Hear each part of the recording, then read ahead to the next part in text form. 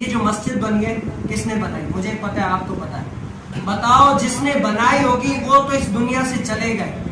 اب کب سے یہ بنی ہے اور کب سے یہ آباد ہے، لوگ نمازیں پڑھ رہے ہیں، عید پڑھ رہے ہیں، جمعہ پڑھ رہے ہیں، محفلیں ہوتی ہیں، لیکن جو بنانے والا تھا وہ تو چلا گیا۔ لیکن آج میں اور آپ جو یہ نیکیاں کر رہے ہیں نا، ہمیں بعد میں ثواب مل رہا ہے، پہلے ادھر ثواب جا رہا ہے کہ پہلے اس میں ثواب کیا ہے؟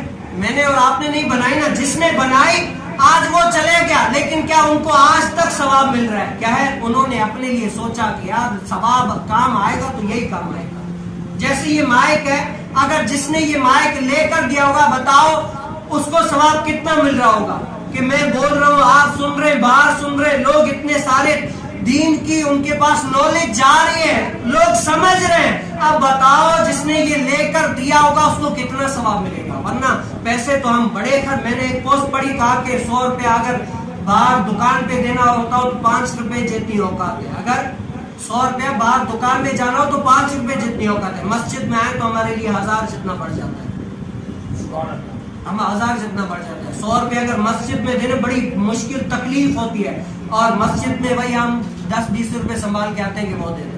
اور میں نے ایک پہلے پوسٹ بتائی تھی، بس یہ کہ ایک بندہ تھا، وہ جیسے اللہ تعالیٰ نے حرص کی ممانت بھی کیا کہ حرص کی ترغیب بھی ڈلے کہ آپ حرص کرو، حرص مانی لالچ۔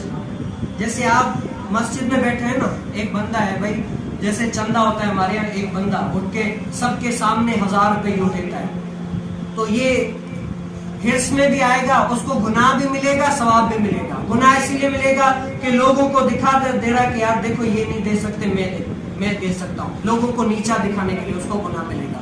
لیکن سب کے سامنے دیتا ہے تاکہ یار میں زیادہ دے رہا ہوں، اور کو ترغیب ملے اور بھی زیادہ دے، اس کو ثواب ملے۔ لیکن ہمارے یہاں کیا ہوتا ہے، اگر ہم اللہ کی بارگاہ میں نہیں نکالیں گے نا، تب ہمارا نکل ہی جائے گا۔ میں نے ایک پوسٹ پڑھی، وہ بندہ تھا جس نے چندہ کرتے ہیں نا ہمارے یہاں جمعے میں، تو پیچھے سے وہ جب چندہ کرنے لگے پیچھے سے یوں کاندھے پڑا، بھائی ایسے کیا، تو پیچھے دیکھا اس نے کیا 5000 والا نوٹ آ کے دو، بڑا خوش ہوا یار 5000 کا نوٹ دے رہا، اس نے ڈال دیا۔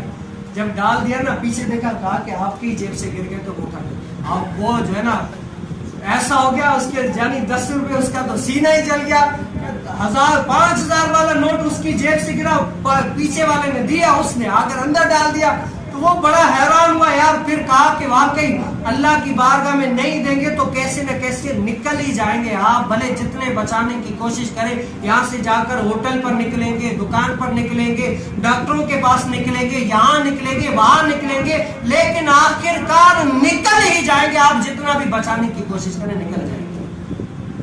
اور حدیث مبارکہ میں آتا ہے، صدقہ جتنا آپ کریں گے نا اللہ کے محبوب کا، حضور علیہ السلام نے فرمایا، میں محمد قسم کھا کے کہتا ہوں، جو بندہ صدقہ دیتا ہے اس کا مال کم نہیں ہوتا، بڑھتا ہے، زیادہ ہوتا ہے۔ آپ یہ کوشش کر لیں، حضور علیہ السلام نے قسم کھا کے فرمایا۔ کس طرح آپ نے یہاں پر 100 روپیہ دیا ہے نا، آگے آپ کو 1000 روپے کا نقصان ہونے والا تھا، یہ آپ کا 100 اس ڈھال بن گیا بیچ میں کہ آپ پر جو آنے والی تھی آفت تھی وہ ٹل گئی۔